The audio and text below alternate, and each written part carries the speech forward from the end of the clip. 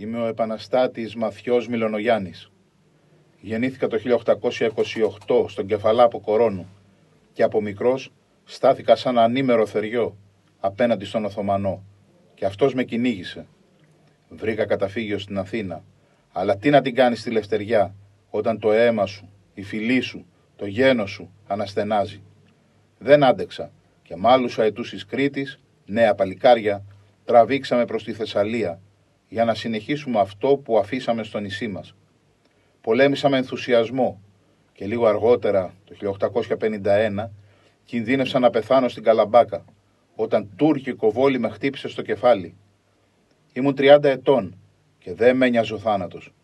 Μονάχα ένα λαχταρούσε η ψυχή μου, να πεθάνω στη γη μου πολεμώντας. 7 χρόνια αργότερα το χρέος και ο πόθος για τη Λευτεριά με καλούσαν πίσω. Ήταν το 1858, όταν η Κρήτη επαναστάτησε για άλλη μια φορά. Και εγώ, με παράσιμο τα τραύματά μου, ξεχύθηκα στη μάχη ως οπλαρχηγός. Το είχα πάρει απόφαση πια, ότι μόνο νεκρός θα έφευγα από εδώ. Και όταν επικράτησαν οι οχθροί, ανέμενα τη νέα Σπίθα, η οποία δεν άργησε να έρθει. Πρωτοστάτησα στο ξέσπασμα της Επανάστασης του 1866 ως αντιπρόσωπος της επαρχίας Αποκορώνου στην επαναστατική συνέλευση στα Μπολτσουνάρια και για 3 χρόνια το σπαθί μου δεν ησύχαζε. Ήμουν σε κάθε μετερίζη, από τον Αποκόρονα και τα Σφακιά μέχρι την Κιδωνία και το Σέλινο, από την Κίσαμο μέχρι το Ρέθυμνο, όπου μάχη και φωτιά, εκεί και το δικό μου βόλι. Όμως τη μοίρα μας δεν την ορίζουμε πάντα οι γενναίοι. Δεν είχε έρθει φαίνεται η ώρα της Λευτεριάς και η Επανάσταση δεν ήταν νικηφόρα. Κατέφυγα πάλι στην Αθήνα, πλάι στο Ζιβρακάκι, και όταν το 1878 ξέσπασε εκ νέου ο ξεσηκωμός, επέστρεψα στην Κρήτη. Τα βάλαμε με το θεριό και αν και ολιγάριθμοι, στη μάχη του Τσιβαρά δείξαμε τι θα πει Ανδρεία. Για 3 μέρες κυνηγούσαμε τους Οθωμανούς στρατιώτες μέχρι τη θάλασσα και οι Άγγλοι που ναυλοχούσαν στη Σούδα μας επεφημούσαν.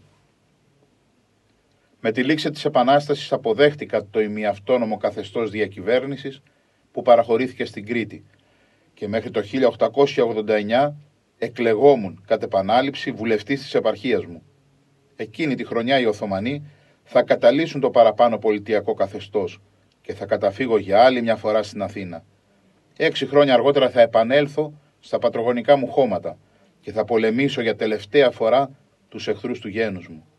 Αξιώθηκα να ζήσω την ίδρυση της αυτόνομης κρητικής πολιτείας και να μου απονείμει ο ίδιος ο βασιλιάς Γεώργιος ο Πρώτος το παράσημο του τάγματος του Σωτήρος για την προσφορά στην πατρίδα που τόσο αγάπησα.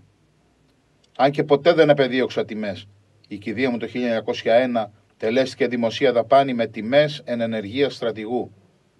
Ωστόσο, πρέπει να σας ομολογήσω ότι το μεγαλύτερο καύχημα και λαμπρότερο παράσημο για μένα ήταν οι άξιοι συνεχιστές της ζωής και του έργου μου, τα ίδια μου τα παιδιά.